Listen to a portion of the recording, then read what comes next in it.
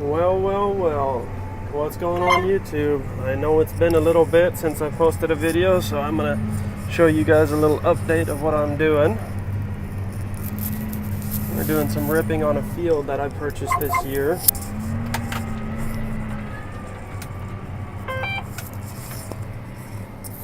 And this ground is hard. It hadn't been farmed in a couple of years, so it's some really hard ground. I'm running my 8335R. It's supposed to have 335 horsepower. Sometimes I think that's actually not true, but it works. It's got a lot of power, but sometimes this 7-shank ripper is just a little bit too much for it.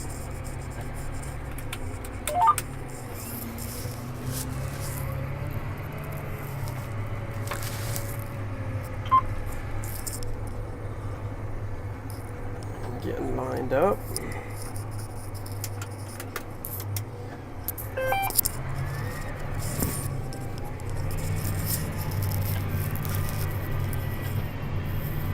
Yep, I figured. I had done some ripping here the other day, and I think I'm in one of those lines. Yep, I am definitely in one of those lines. Because it's working way too easily right now. Tractor's pulling 6.4 miles an hour fairly easily. So, yeah, watch on the comeback. You guys will see it is some really hard ground. And we're pulling this thing at times about 20 to 24 inches deep, so this thing does have a hard time at points. But let's see. I'm going to try to piece this together so that you guys can see when it's actually very hard ground. Like right now, we're going 6.4, 6.6 miles an hour, and it's not having much of an issue. Running about 210 engine temperature, so the thing is working. Now once we get to the end, this is not a very big field. I think it's only about 20-ish acres, so I need to do another round and I'm done over here.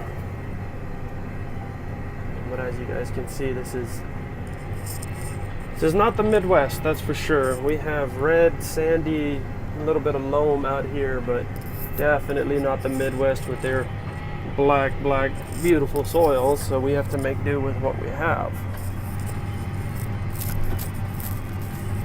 Yeah, that right there is a Landoll model number 2511.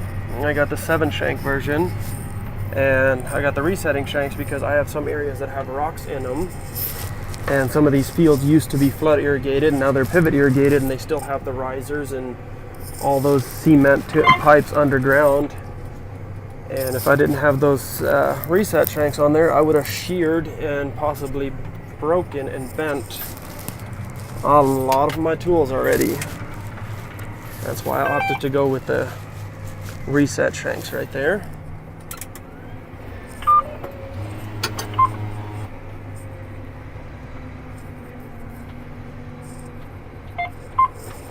Alright, turn around, get lined up here again, and then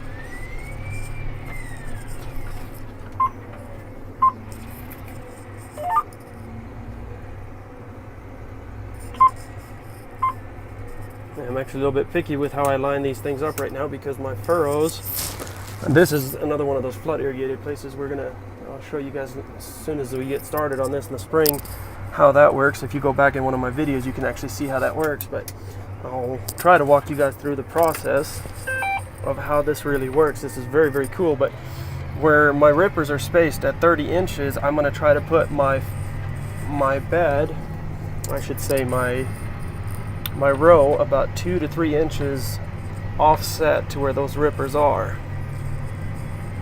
Now let's see if we're going to get into one of those hard spots. I think it's right about right here. We can already, there it is. Look at that guys. That tractor slowed down to 3 miles an hour right there. We're about 20, I'm going to say we're about 20 inches deep right now, and it is some hard ground.